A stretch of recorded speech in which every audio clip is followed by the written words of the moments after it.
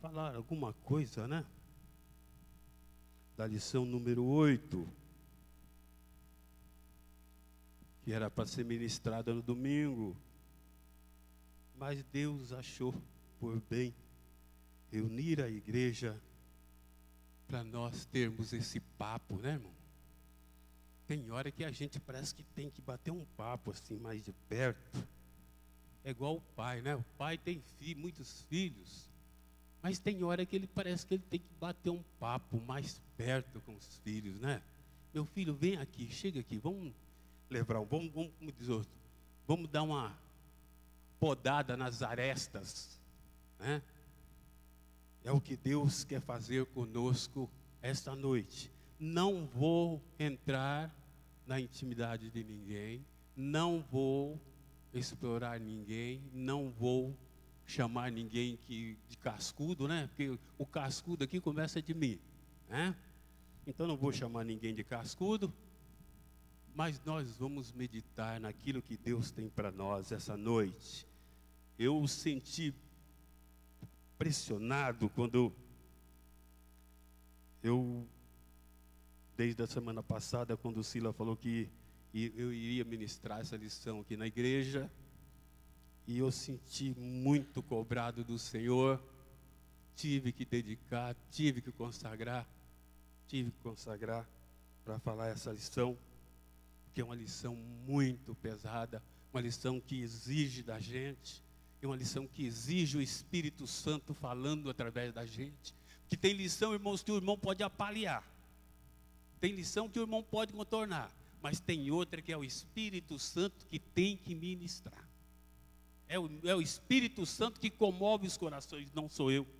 Não sou eu que vou falar com os irmãos. Irmão, você tem que mudar, não. É o Espírito Santo que vai testificar com o seu Espírito que você tem que tomar uma posição diante dele. Não adianta nada, irmãos. Não adianta nada eu falar, não adianta nada, é o Espírito Santo que vai falar aos nossos corações. Eu queria ler, que os irmãos abrissem as suas Bíblias, em 1 Coríntios capítulo 12, versículo 12 e 13, e depois o 27. 1 Coríntios capítulo 12, versículo 12 e 13, e depois o 27. Divaldo, lê para nós.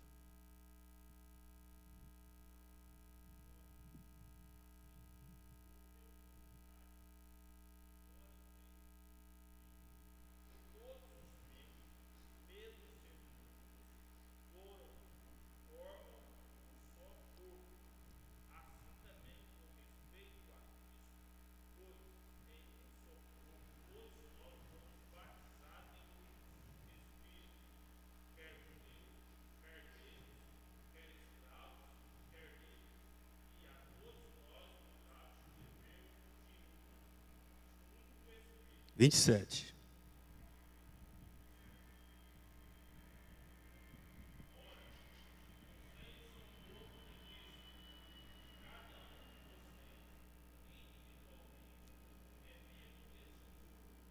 Muito obrigado. Ora, vocês são o corpo de Cristo, e cada um de vocês individualmente é membro desse corpo. Irmãos, o pastor agora mesmo, ele já entrou na lição.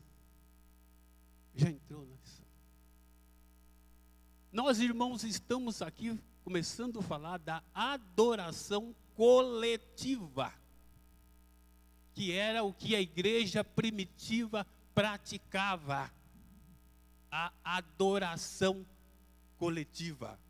O que é essa adoração coletiva, irmão José? É aquela adoração que o pastor Ismael faz parte dela comigo. Eu não posso fazer uma adoração coletiva sozinha. O texto fala aqui que certa feita a igreja primitiva ia sair para pregar o evangelho, eles oraram e reuniram em um lugar, oraram a Deus, pediram a bênção do Senhor. O poder, irmão, foi tão grande que estremeceu aquele lugar aonde eles estavam reunidos. O lugar tremeu de tanto poder, de tanta glória de Deus. De tanta glória de Deus, o lugar tremeu. Isso chama-se oração, adoração coletiva. Pastor falou, o canto não subiu nem, como diz, nem chegou no teto, né? Porque o teto aqui é muito alto, não chegou nem no teto. Vamos cantar outra vez, quer dizer, vamos cantar unânime, todo mundo junto, numa voz só, unissonante, um som só. Vamos cantar com um espírito só, com uma voz só. Aí, irmãos, a coisa anda, a coisa funciona. Por quê? Porque a coisa é unida. E a coisa unida, irmãos, é como diz no Salmo 133. É como óleo precioso que desce sobre a barba de Arão. E esse óleo desce, irmão, até a orla dos vestidos. É uma maravilha quando nós estamos unidos e reunidos para adorar a Deus. Então, irmãos, essa adoração, ela é uma adoração coletiva. 1.1 diz o que é adoração, né? Agora nós já falamos adoração coletiva. Definição de adoração é o culto e o reconhecimento da soberania de Deus, né? Como Senhor da nossa vida, como Senhor da vida, o Senhor de tudo, certo? 1.1, a intimidade e as participações do adorador. Intimidade, irmãos, é uma coisa muito particularizada. Outro dia o pastor Silas Malafaia falava sobre intimidade. Intimidade é uma coisa muito particular. A intimidade, muitas vezes, não é falada nem para o filho. Nem para o filho. Intimidade que o pai tem, que o casal tem, não é. Certa feita, houve um problema na minha casa. A minha mãe contou para mim. E eu falei, então eu vou dar uma bronca no meu pai. Olha só. Mas eu casado, nego velho, casado, eu falei, me encontro, como diz o outro, né? Me encontro à altura de dar uma bronca. Minha mãe falou assim, não, senhor. Você não tem esse direito. Ainda tomei essa cacetada. Você não tem esse direito. Então a intimidade, irmãos, é uma coisa muito particular. E a intimidade, irmãos, de Deus para os adoradores é a intimidade para a tua igreja. Deus abre a intimidade aos adoradores da igreja. Um particular de Deus. Lá em Joel, que está descrito aqui por Pedro em Atos 17, diz, olha, nos últimos dias, foi o que pegou Pedro no Pentecoste, diz Deus, derramarei do meu espírito sobre todos os povos. Eu derramarei do meu espírito sobre todos os povos. Se Deus vai derramar do espírito para a igreja, se Deus vai derramar do seu espírito para os adoradores, Deus vai dar uma partícula dele para a igreja. A igreja passará daquele momento em diante, do dia do Pentecostes para cá, a fazer parte direta da intimidade de Deus. A igreja faz parte diretamente da intimidade de Deus, porque Deus derramou para a igreja essa particularidade.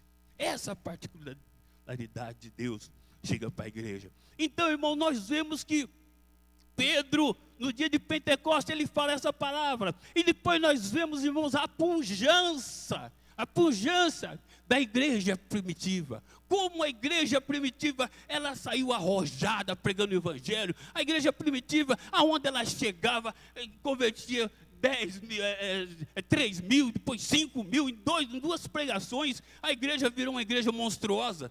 Foi mais de 8 mil pessoas salvas.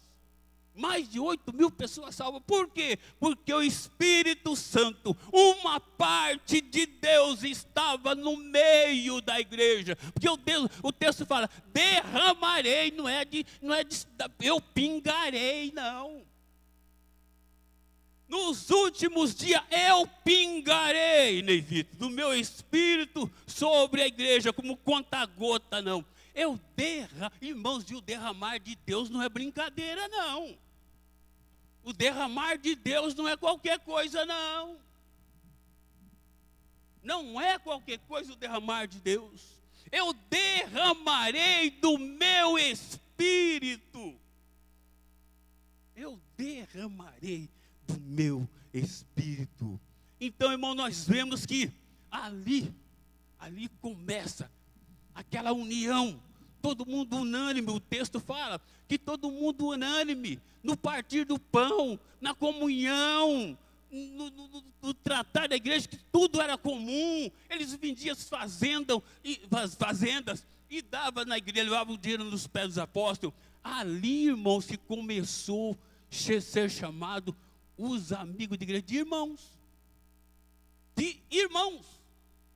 Aí começaram a chamar uns aos outros de irmãos. Por que irmãos? Porque eram juntos, eram unidos, eram comuns. Por isso, irmãos, que nós chamamos, Pai do Senhor, irmão Cílio, Pai do Senhor, hoje quase está meio assim e tal, mas ainda chamam, né? Pai do Senhor, irmão. Irmão, qual irmão que fala do outro? Qual irmão que fala do outro? Eu posso chegar e falar do meu irmão é isso, meu irmão é aquilo, meu irmão é aquilo outro. Agora vem o pastor Ismael e fala do meu irmão para ele ver o que acontece. Fala do meu irmão. Fala, não, você não pode falar do meu irmão. Ele é meu irmão, não é seu. Eu tenho direito de falar do meu irmão porque ele é meu irmão. Agora você não tem direito de falar do meu irmão, não.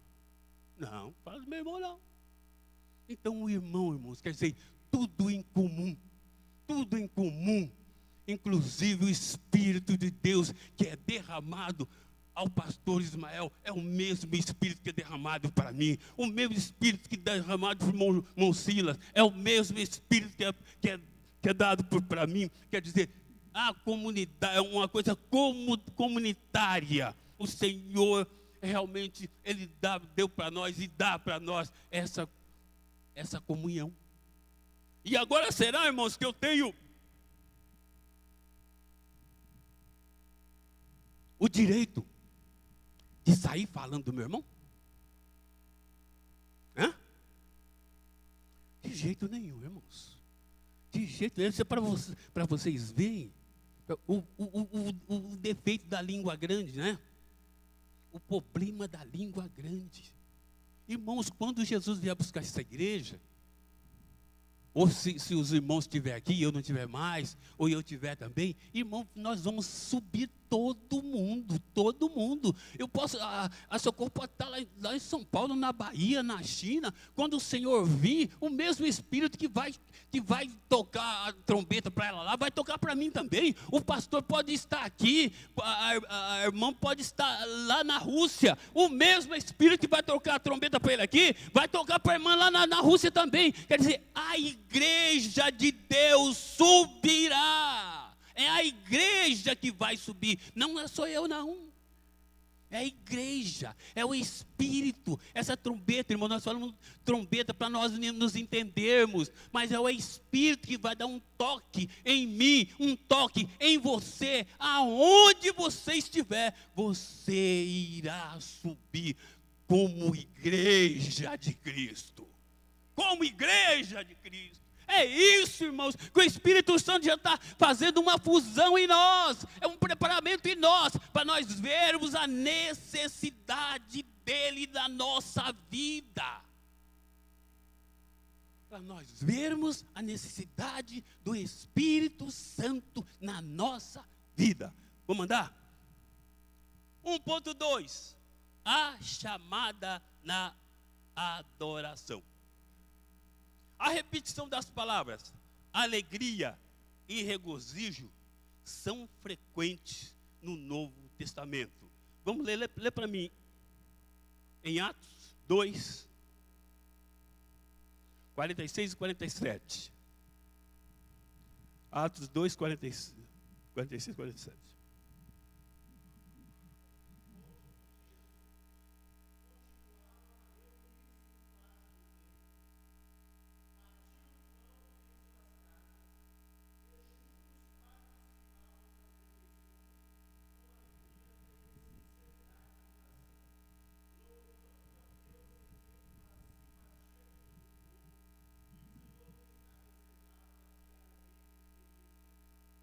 Com alegria e sinceridade de coração.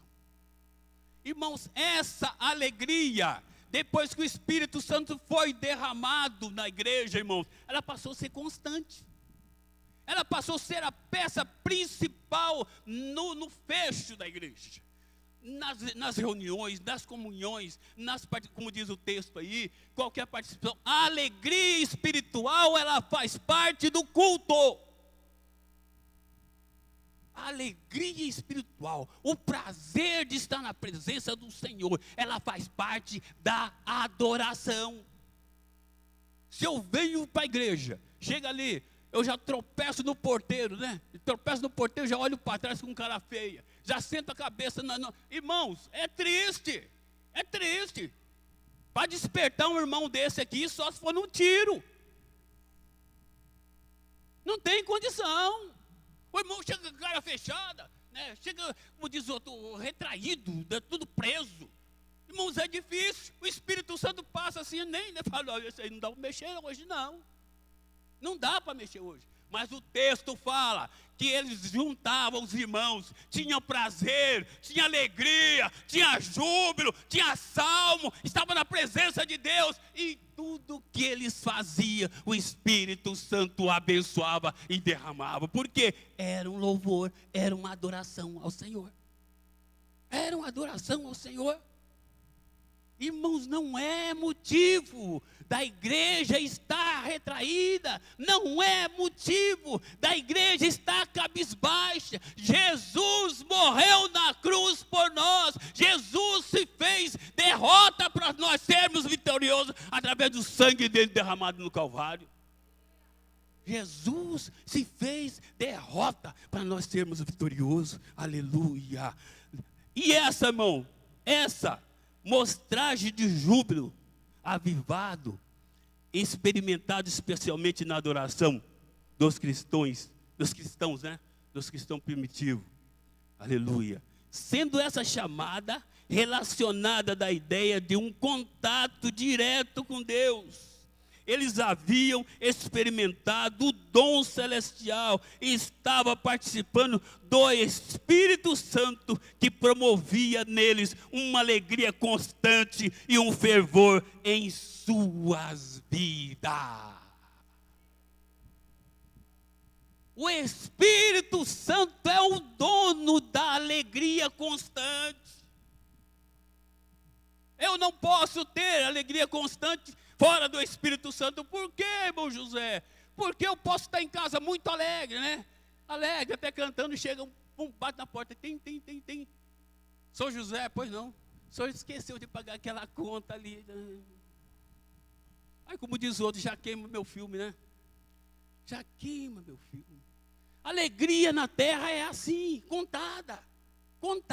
Mas a alegria do Espírito Santo é uma alegria constante, é uma alegria que realmente incentiva o crente para frente. Eu vejo uma pessoa aqui, gente, eu tenho por mim, então, outro dia eu estava conversando com a minha esposa, falando dele. Irmãos do céu, a gente vê coisa na igreja que nos incentiva, irmão, que nos incentiva, apesar das nossas fraquezas, nos incentiva a estar firme nos pés do Senhor. Tem um irmão aqui, irmão, que eu não vou falar o nome dele, mas vocês vão saber. Irmãos, essa pessoa, eu falei para ele outro dia, falei, irmão fulano, esse filho, ele pode não ser salvo durante até a sua vida aqui na terra, mas você vai ser um testemunho vivo para esse rapaz, dure o tempo que ele durar.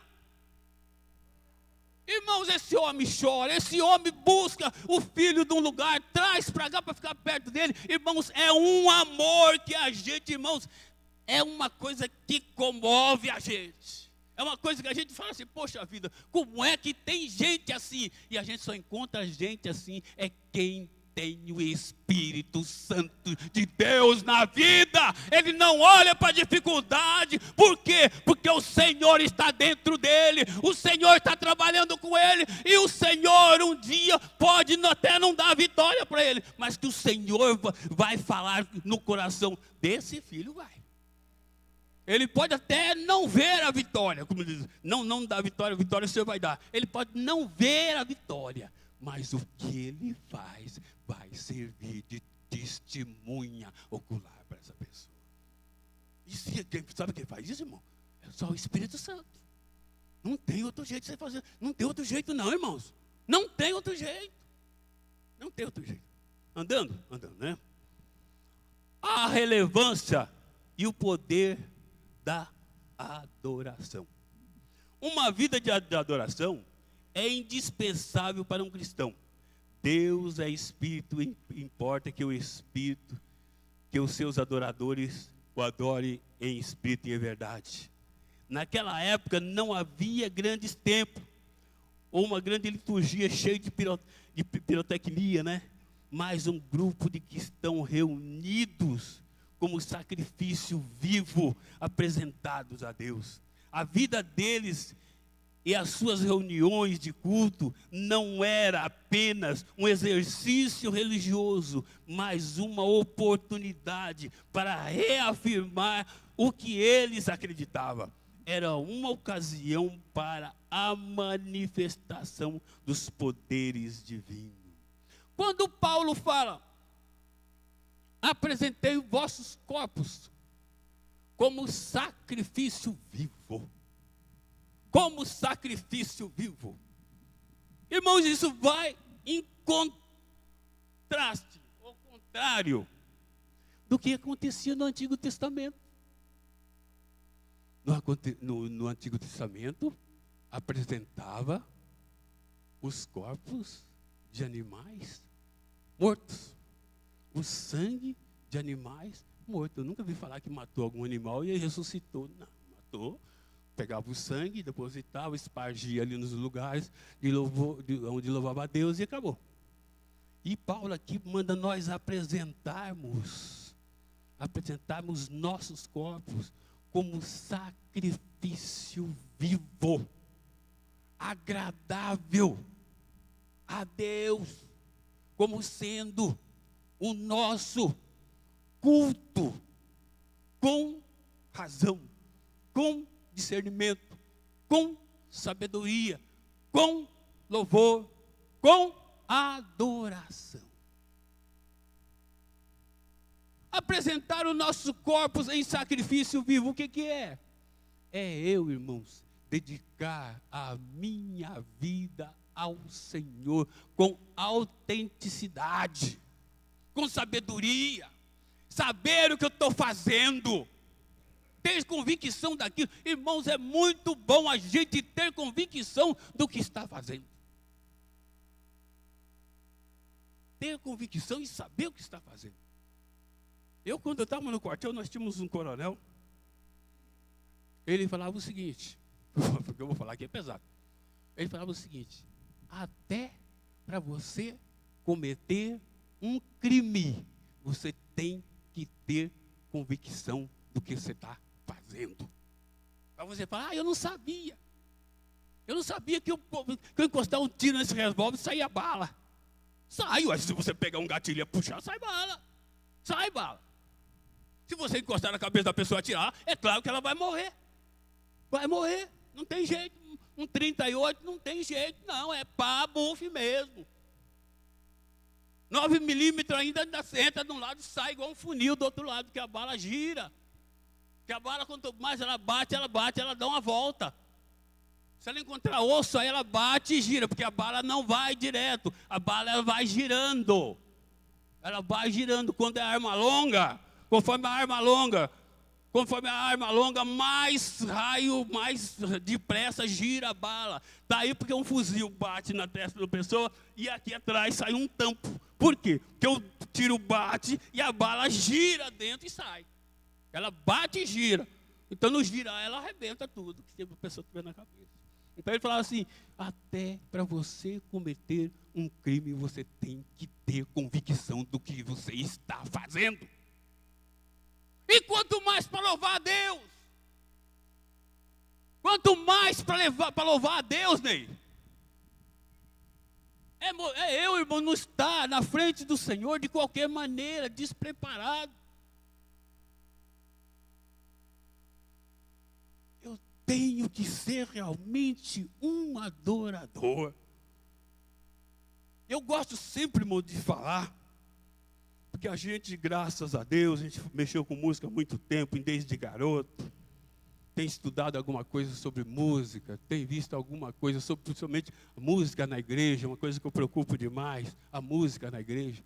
Irmãos, os irmãos sabiam que o conjunto, ele tem o mesmo peso do pregador? O conjunto, ele ministra, não precisa estar falando não, só dele cantar. Ele ministra a mesma mensagem do pregador.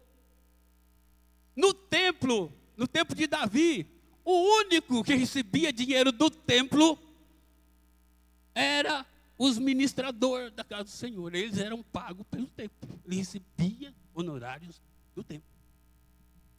Por quê? Porque eles eram sacerdotes também. Eu vi o pastor falar levitas. Os levitas eram sacerdotes, uma classe de gente preparado por Deus para ministrar na casa do Senhor. Então, irmãos, nós temos que ter convicção daquilo que nós estamos fazendo. Nós apresentarmos a Deus como sacrifício vivo, é nós estarmos na direção de Deus para receber as coisas e a bênção de Deus. Andando, 2. Adoração verdadeira. Toda adoração verdadeira tem a perspectiva de que Deus é grande e que Ele merece louvor, honra por parte de toda a humanidade. É um tipo de adoração que é prestada somente dos nascidos do Espírito Santo, tendo o seu formato nas Escrituras e centrado no poder de Deus. Os verdadeiros adoradores. Quem são os verdadeiros adoradores? Irmãos, quando Jesus encontra com aquela mulher samaritana, vocês soubem que na ruptura, no cisma do país de Israel, que era um país só, depois se separou Judá e Israel, quer dizer, o pessoal do norte e do sul, foi uma das coisas que mais sofreu a nação de Israel antiga foi na adoração. Porque na tribo de Judá, embaixo, ficava o templo. E Jeroboão, que era rei da nação de Israel, não queria que o pessoal descesse para adorar a Deus em Jerusalém. Porque o templo tinha tudo a ver com Davi. Os lemas do templo, porque Davi foi realmente o organizador e o fundador do templo em Jerusalém. Então houve essa certa polêmica. Então o que eles fizeram? Separaram o pessoal da tribo de Judá, ficaram louvando a Deus no templo. E o pessoal da tribo de Israel fundaram uma cidade e depois passou o nome de Samaria, e eles passaram a adorar a Deus nos montes. Então, por isso que quando Jesus encontra com a mulher samaritana fala, nós temos por costumes de adorar a Deus no monte, mas você adora a Deus no templo. Então, irmãos, Jesus fala para a mulher, Virá tempo que nem você adorará a Deus nem no monte e nem no templo. Os verdadeiros adoradores adoram o Senhor em espírito e em verdade, independente de lugar. Independente de lugar. Você adora a Deus em qualquer lugar e de qualquer maneira. De qualquer maneira, convicção no Senhor está ali. Você pode, antes do almoço, estar adorando a Deus. Está almoçando, está adorando a Deus. Você está deitado, está adorando a Deus. Pode sim, Senhor. Pode sim, Senhor. Se você estiver deitado e orando no Espírito, você não está adorando a Deus? Está adorando a Deus, sim. Está adorando a Deus e Deus está te ouvindo. Deus está te ouvindo. Então, os verdadeiros adoradores adoram a Deus em espírito e em verdade. Edivaldo, lê para mim, Mateus 15, do 7 ao 9. Adorar é agir com sinceridade de coração. Não só de lábios, da boca para fora. Pois em vão adora os que assim procedem. Ter a certeza do que está fazendo. Mateus 15, 7 e 9.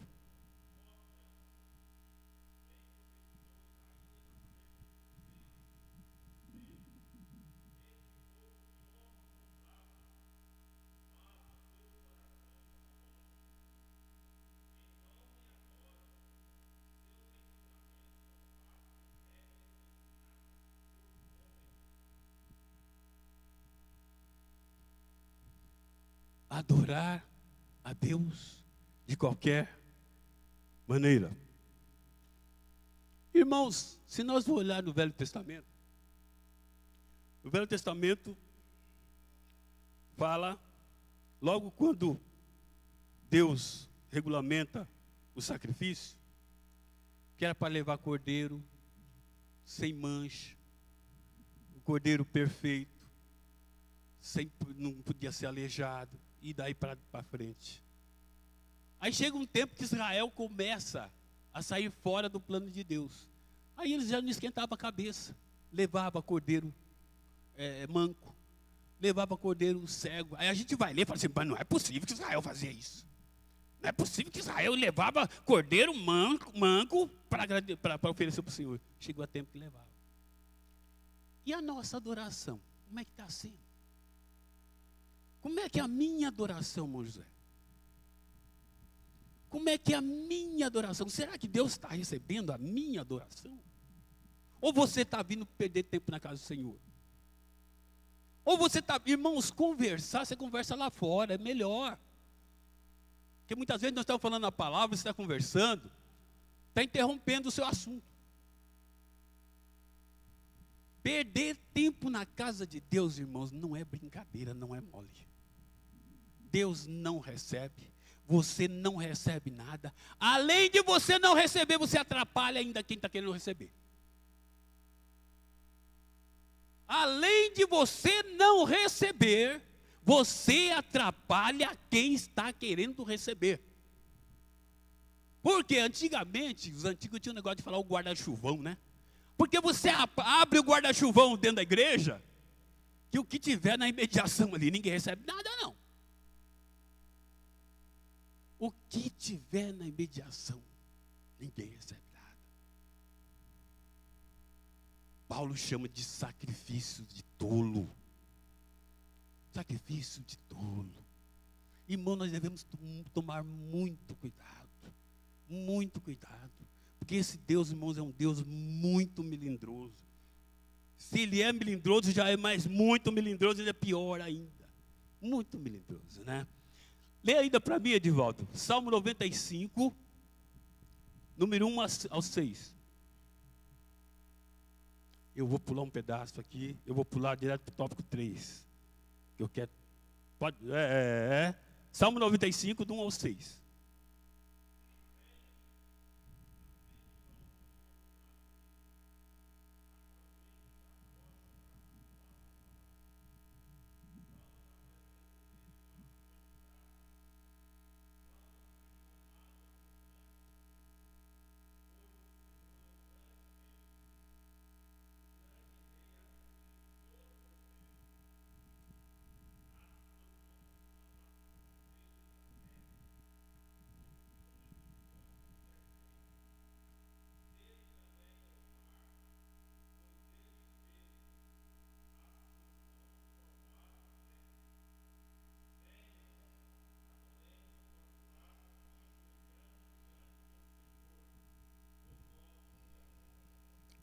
Irmãos, venham, venham, cantemos ao Senhor com alegria, aclamaremos a rocha da nossa salvação, vamos à presença dele com ações de graça, vamos chamá-lo com cântico de louvor, pois o Senhor é o grande Deus, o grande Rei, acima de todos os deuses. Na sua mão estão as profundezas da terra, os cumes do monte que lhe pertence. Dele também é o mar, pois ele o fez. As suas mãos formaram a terra seca. Venham, adoramos prostrado e ajoelhamos diante do nosso Criador. Irmãos, é coisa profunda demais, é coisa que a nossa mente muitas vezes nem capta. Nós sermos adoradores, Vou pular o tópico 2 e vou entrar direto no tópico 3. Adoração exclusiva a Deus. Adoração exclusiva a Deus. O que é isso, irmão José? Irmãos, a adoração é a essência de uma exigência divina. É a essência de uma exigência divina. Deus quer que nós sejamos adoradores. Deus procura adoradores. Não tem outra coisa, é a exigência de Deus. Deus quer que sejamos adoradores. Acabou. Deus quer que nós sejamos adoradores. Acabou. Deus procura adoradores. É a essência. Nós devemos ser adoradores. Você nasceu, você tem esse fôlego de vida. É para adorar a Deus. Foi para te adorar que não foi isso? Não canta, gente?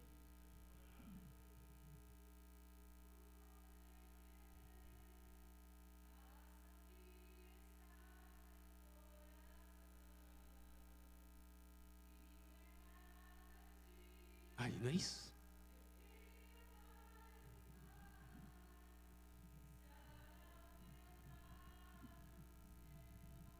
Não foi para isso que Deus nos fez. Não foi para isso que Deus me fez. Então, irmãos, a adoração é exclusiva a Deus, que Deus fez. Deus nos criou, Deus nos condicionou, Deus nos pôs num lugar para nós adorarmos a Ele. Para nós adorarmos a Ele. Aleluia. Agora, irmãos, Deus procura os verdadeiros adoradores.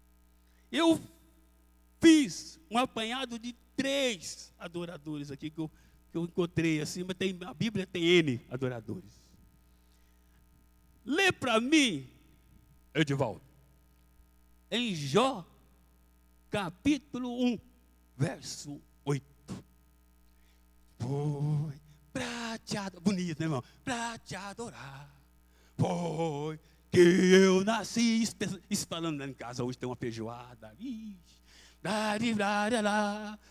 aquele frango estava gostoso. Agora nós ouvimos os adoradores. Os adoradores. Jó 1:8.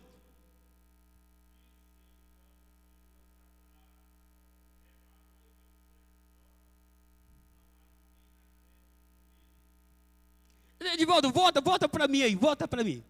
Outra vez.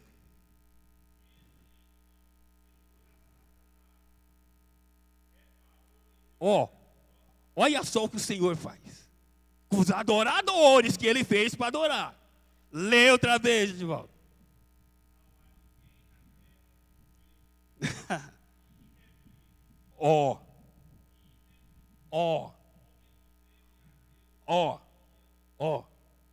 Isso Ele falou para quem?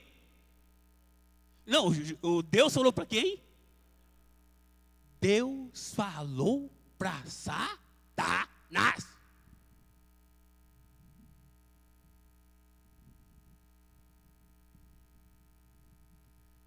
Deus falou, não foi para o irmão José Silva, não. Deus falou, não foi para Ismael, não. Não foi para Ney Vitor, não. Não foi para Sila, não. Falou para Satanás. Falou para Satanás. Não há ninguém na terra como ele. Hã? Irrepreensível, íntegro, homem que teme a Deus e evita o mal. O problema do adorador de Deus é esse aí, né? Porque Deus vai ter confiança em você e vai te jogar em lugares que você não pensa, não. Pode falar, querido.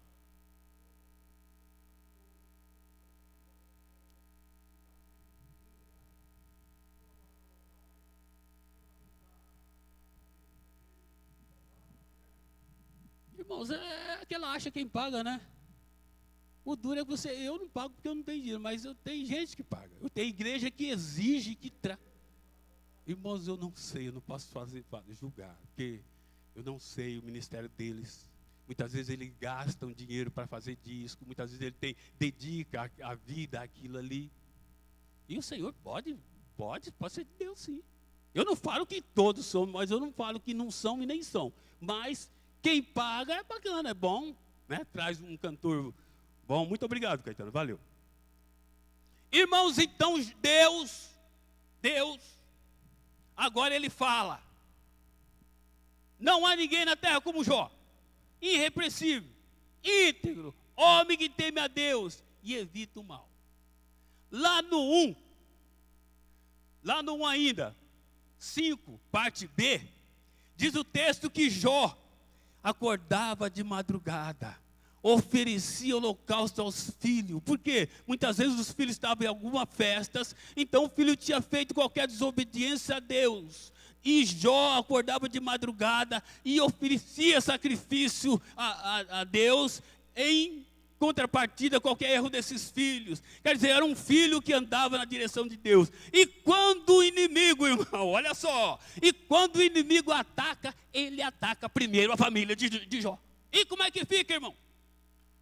Se acontecer isso com vocês: ah, Senhor, eu orei tanto para fulano e fulano desviou. E o adorador, onde que fica o adorador aí? Aonde que fica o adorador aí? Aonde que fica o adorador? Senhor, eu fazia sacrifício. E o texto fala que era direto. Ele não fazia isso uma vez por outra, não. Era direto. Ele fazia um sacrifício a Deus, cobrindo os filhos dele com o sacrifício, adorando, apresentando a Deus. E quando Deus abre a válvula para o diabo agir, o diabo vai direto na família e acaba com os filhos dele numa abraçada só. E como é que ficam os adoradores aí?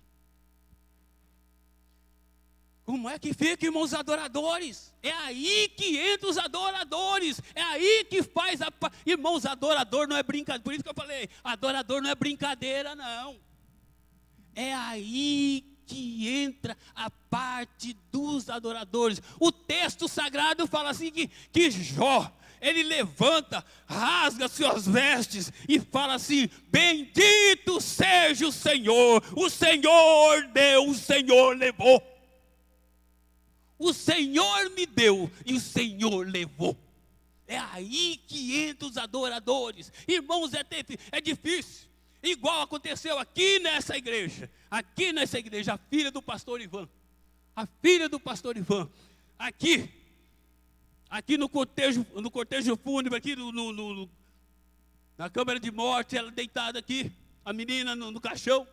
O caixão velado, que não podia amassou a cabeça dela, tudo deformou a cabeça dela. Diz o pessoal que estava com ele, que diz que ele entrou, quando o carro caiu na ribanceira, ele foi pegar a menina lá embaixo, ele tirou a menina do carro, tudo arrebentada, e levou a menina para um lugar seguro, perto da pista, ao lado do carro. Diz que massa cefálica ficaram grudados na sua camisa, da menina dele, filha dele. Você chegava, pastor Ivan, ele falou assim: Deus sabe o que faz. Deus sabe o que faz. É aí que está o adorador. O adorador é aí, irmão. É aí que entra o adorador. É aí que entra o adorador, que o Espírito Santo, irmão, só o Espírito Santo que age na pessoa em certas horas. É o Espírito Santo que age. Por isso que eu discordo de crente e falo assim, fulano morreu, não sei quem lá, ele não come mais, ele não fala mais. E aonde está a adoração dessa pessoa? Ele crê em quem? Quem é o Deus dele? Quem é o Deus dele? Irmãos, nós devemos ser crentes. Irmão, Deus procura adoradores. Por isso que Deus quer adoradores. Por isso que Deus procura adoradores. Aleluia, aleluia. Outro, a igreja de Jerusalém. A igreja de Jerusalém já havia perdido Tiago. Porque Herodes mandara matar Tiago, irmão de João. E Herodes empreende, né? Depois nós ficamos sabendo que é sob a direção de Deus, né? Uma furiosa perseguição contra a igreja de Jerusalém. E vai daqui, vai daqui lá, vai daqui, vai daqui lá, prende Pedro. Taca Pedro na prisão. Taca Pedro no cárcere. Pedro estava preso. O que a igreja fez? A vez da igreja chegar, brigar, discutir e reclamar, entrar na internet, entrar na justiça. Vamos, irmão, mandar um comunicado para a internet.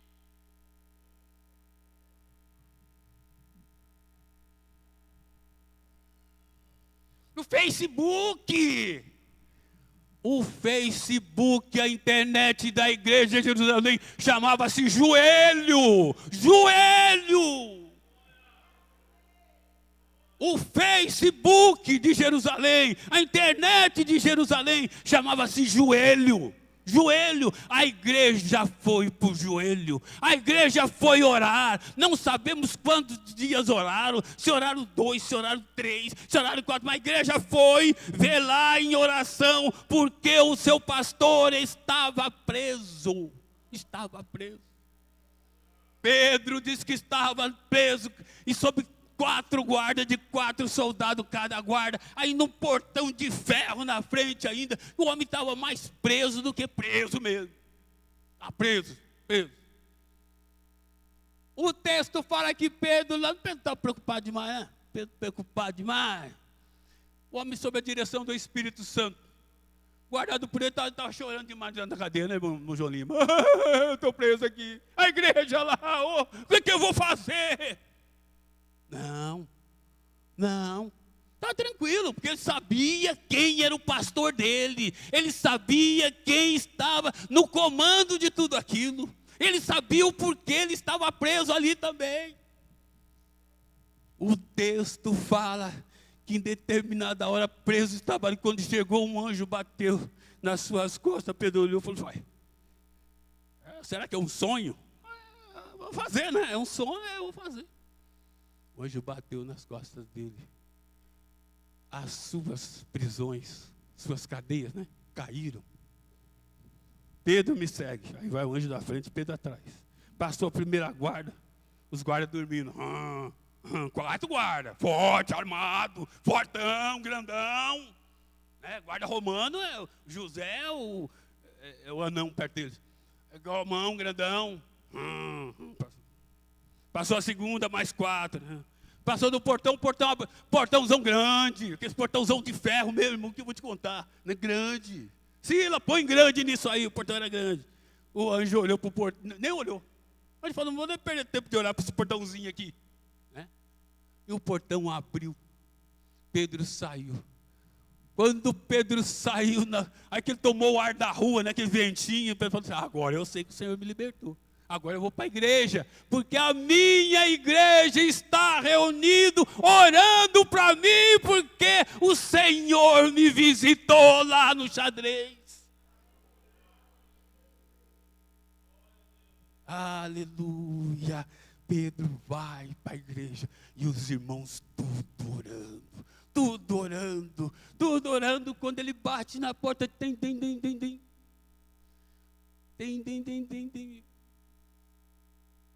Aí criança, né, irmão? Criança é triste. Criança sempre foi criança. O texto fala que uma menina chega e abre a porta. Aquela menina também se converteu ali, viu, gente? Tenho certeza que ela se converteu. Ela vendo o pessoal, Senhor, liberta Pedro. Senhor, tira Pedro. Eu acho engraçado isso.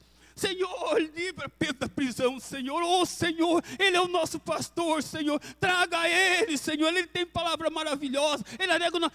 Então, a menina está ouvindo ali. Quando bate na porta, que ela olha, Pedro. A menina falou, não é possível. Ela não abriu a porta, não. Você pensa que ela abriu a porta? Não. Ela não abriu a porta, não. Ela não acreditou que nem a porta ela abriu. Ela olhou e viu, pensou, não, isso não é Pedro. Isso é o espírito dele que está aqui na porta. Não é Pedro, não. O texto falou que a menina voltou e não abriu a porta. Eu acredito que quando abriu a porta que Pedro orou, irmãos. Foi maravilhoso. Foi. Irmãos, e todas as vezes que os adoradores, Deus faz a bênção, irmãos, é com alegria. É com alegria. É com satisfação, é com prazer. É com prazer. E por último, já quase terminando, é o nosso irmão Paulo e o nosso irmão Silas. Edivaldo, lê para nós, está em Atos 16.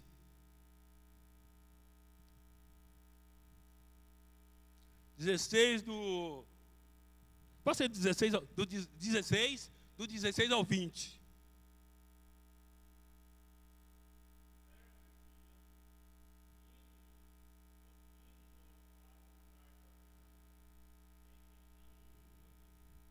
Escrava.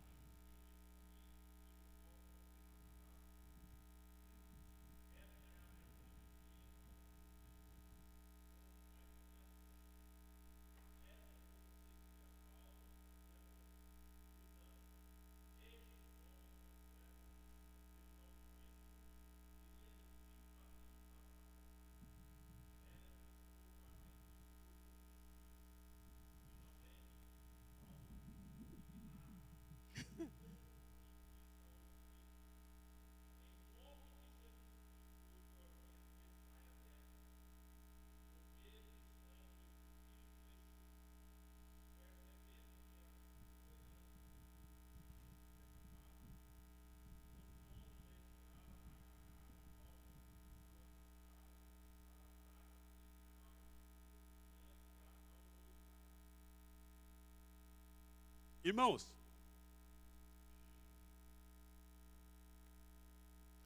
o que aquele espírito está falando? Ele está falando mentira? Não está falando mentira. Não, está falando mentira, então é certo.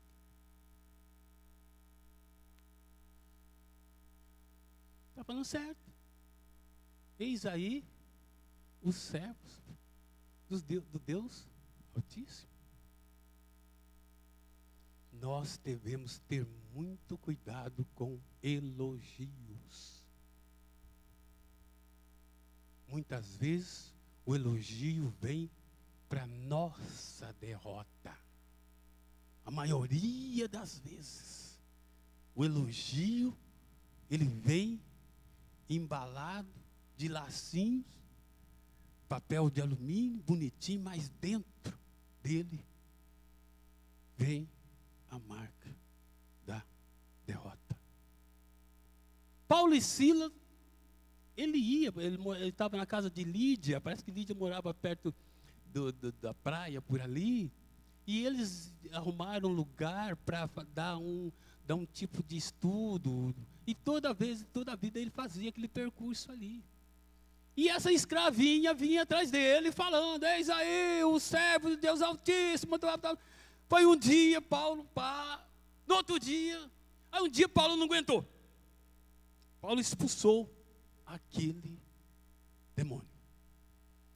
E os seus donos voaram em cima dos missionários, Paulo e Silas. Mas só que eles não apresentaram Paulo e Silas como os pregadores do evangelho, não. Pode ver que o texto fala que eles apresentaram Paulo como judeus. E o pessoal romano não gostavam dos judeus. E Paulo e Silas vão ser julgados não como pregadores do Senhor, mas como judeus. Não julgaram ele como pregadores do evangelho, mas sim como judeus. E eles tinham aquela briga com os judeus. Inclusive era proibido até os romanos, por lei, era proibido os romanos tornar-se judeus. Os judeus não tinham direito de pregar para os romanos, não. E eles afirmavam que Paulo e Silas não estavam pregando Jesus, estavam pregando a religião judaica. Quer dizer que eles embasaram o julgamento de Paulo e Silas totalmente adverso do que eles eram. Chegando a ponto de levar eles para a praça. A praça era o lugar de julgamento, né? A cidade era feita em torno das praças. Fazia praça, depois fazia as casas em volta. E ali na praça, ali eles faziam julgamento, faziam apresentações, faziam show. Só que dizer que ali eles pegaram Paulo e Silas e já jogaram para ser julgado. Paulo e Silas então foi julgado como revolucionário, como rebelde, como pessoa que estava infiltrando outra ideia contra os romanos. Então eles foram julgados por isso, eles não foram julgados pelo evangelho, não. Eles fizeram uma artimanha para jogar eles no xadrez. Aí julgaram Paulo e Silas. Só que sei que quando deram a sentença para ele, foi sentença de ser preso. Levaram a chicotada e ser preso. Aí pegaram, rasgaram as roupas de Paulo, deixaram Paulo seminu, Silas também, e 39, era 40 a série. A série é de 40. Se desse 40 chibatadas, acabou a série. Mas acontece que eles davam 39 menos uma. Aí tinha direito de 40, porque não completou a primeira série. Nessa aí o caboclo levava 79 cacetadas. Para completar uma série, porque a primeira não foi completa. E o chicotinho, irmãos, era aquele chicotinho bacana, né? Tinha as pontas, e nas pontas tinham ou osso, ou então lascas de metais. Quer dizer, cada chicotada que levava, né, tirava uma lasquinha do lombo do caboclo, né? E o carinha que dava a chicotada, o irmão José anão perto dele, pequenininho. Homem, o bracinho do homem, preparado só para chicotar. E Paulo e Silas agora leva aquela chicotada, coitado. Leva aquela chicotada. Leva a chicotada, bacana, seminu. Mas bem antes disso aí, parece, né? Paulo queria entrar em uma região, não sei se foi da Grécia, queria entrar na região da Grécia, o Espírito não deixou. Aí à noite o Paulo e Silas estavam dormindo, apareceu um varão, um anjo, né? De vestimentas babilônicas, babilônica não, macedônica. Babilônia é macedônica. Vestido de macedônico, e pediu para Paulo passar na região de Macedônia e ajudá-los. Paulo e Silas foi para lá. E Paulo e Silas, chegando em Filipe, tomou essa taca. Paulo e Silas é apresentado no xadrez. O xadrez era o lugar mais confortável do mundo que Paulo e Silas foi recepcionado. No cárcere inferior. Diz a professora Vasti, que é pesquisadora nesse assunto, diz que o cárcere inferior ficava, se é inferior não vai ficar em cima, né? Inferior vai ficar embaixo, é claro, embaixo. E ali as fezes, excrementos dos que estavam em cima descia, tudo passava por Paulo e Silas. Não esqueça que são adoradores, viu, gente? Eles são adoradores. Tudo isso é história de um adorador. E passava ali, estava Paulo e Silas. Ali. Acho que Paulo olhava para Silas e falava: Silas, em quem nós erramos? Você, Paulo, você realmente sonhou que o homem era macedônico mesmo? Era macedônico, sim. Ele mandou nós passar aqui. Muitas vezes até entrou isso aí em discussão. Mas Paulo, Silas, não, é isso mesmo, Paulo. Aí acho que o negócio está ficando muito feio. Paulo falou, sabe uma coisa? Vamos cantar? Vamos cantar? Vamos cantar? Irmão, você imagina um adorador com as costas toda arrebentada de apanhar, seminu, no meio de fezes, no meio de urina, e cantando: Senhor meu Deus, como eu maravilhado fico a pensar nas obras de tuas mãos, pelo céu azul, estrela, ponte. Vocês já pensaram Deus poder nos então, e os outros presos ouviam, e os e os outros presos ouviam, irmão. Os outros presos viam ele cantando. Então, minha alma. Irmãos, isso é adorador, isso é adorador, é adorador.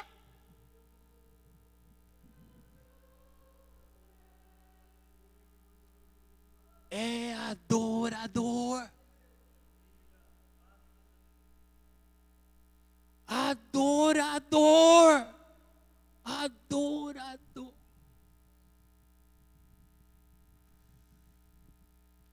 Alabaias tanamalaya tilepanamadatais. Ela malala silapaia tinamaya. Irmãos, Deus deu o amém, amém, amém. O amém de Deus é basta. Calmou, agora entra eu. É eu que vou entrar agora. Irmãos, quando Deus dá o amém do lado do adorador, ele viu o adorador, igual Jó. Jó estava ali, os seus filhos, sua família acabada. Jó já não tinha mais nada. Jó estava na cinza. Deus falou amém, amém. Agora eu vou entrar na briga. Eu vou entrar na briga. Agora o negócio é comigo, agora é comigo.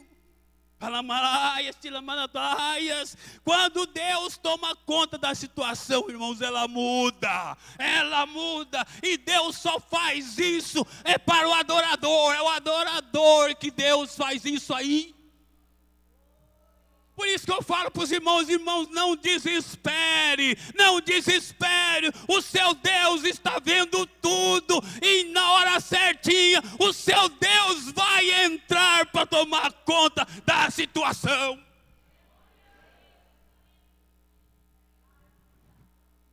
Na hora dele, irmãos, porque a hora é Deus, entra na hora dele, não é na sua e nem na minha hora, não. É na hora de Deus. É na hora de Deus.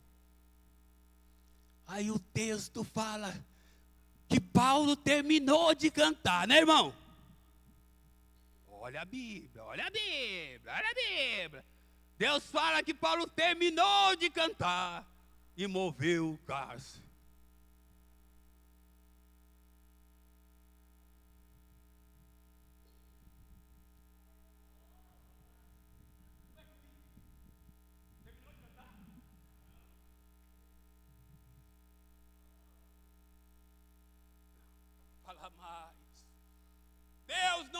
Deus não deu tempo de terminar de cantar, não. Paulo ainda estava louvando a Deus. O texto fala que o cárcere tremeu. O cárcere tremeu porque Deus tomou conta da situação. Deus fala, agora é eu que estou aqui. Aleluia, aleluia, aleluia. Deus, irmão, moveu aquele cárcere, as portas se abriram. Irmãos, não fala, a história não fala que em Jerusalém houve um terremoto, não, mas teve um terremoto local, né? Nem local, não é um terremoto na casa, não dá nem para falar. que a ação de Deus não dá para falar. Não dá para falar. Só que sei que houve um terremoto naquele lugar. A porta do cárcere se abriram. E Paulo e Silas estavam ali. E ali eles não saíram correndo atrás de ninguém, não. Irmãos, a confiança do adorador é essa aí, irmãos. É esse que é a confiança do adorador. É aí que a coisa pega. O adorador, irmão, ele tem confiança, ele sabe o que o seu Deus pode fazer, até onde o seu Deus faz, aonde o seu Deus chega, ele sabe de tudo isso, porque ele é adorador. O texto fala que Paulo ali estava e Paulo permaneceu. E o chefe da prisão ali, o carcereiro, sai apavorado. E Paulo falou: opa, peraí, gente, peraí, calma. Porque estão apavorados. E o adorador, irmão, tem primazia no que ele fala. Todo mundo está desesperado. O adorador está calmo. Porque ele sabe que o seu Deus está ali. Está ali. Paulo, o navio está afundando, Paulo. O navio está afundando, Paulo. Vai morrer todo mundo. Paulo falou assim: ó, quem ficar aqui no navio, ninguém vai morrer. Porque o meu Deus falou comigo ontem que ninguém vai perecer. Ninguém vai perecer. Como diz outro, não esquenta a cabeça. Deus está comigo e Ele falou que ninguém vai perecer. Isso é o adorador. O adorador. Irmãos, sai ali iluminando nas cadeias, ilumina daqui, ilumina dali, e pai, vão contar, e conta daqui, tá tudo, fechou. Paulo estava ali e lá ele ficou. Aí veio o carcereiro. Mas antes o carcereiro queria tirar a vida dele, né? E veio o carcereiro. O carcereiro falou assim: o que eu hei de fazer para me salvar? Aí Paulo fala, fecha. Crê no Senhor Jesus, será salvo tu e a tua casa. Crê no Senhor. Mas, irmão, esse Deus nosso também faz cada coisa, né?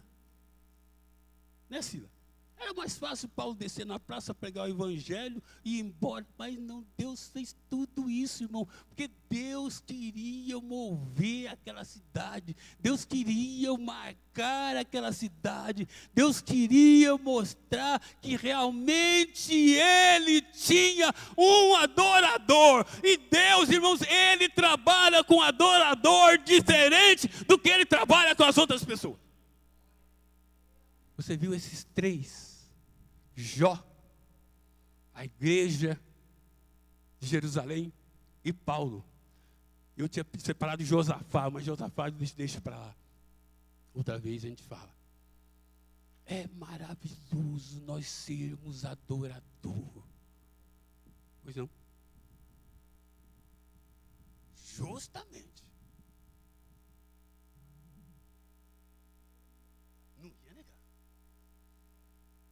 Não ia negar, irmãos. O adorador, ele é barra pesada. E por isso que Deus procura adorador.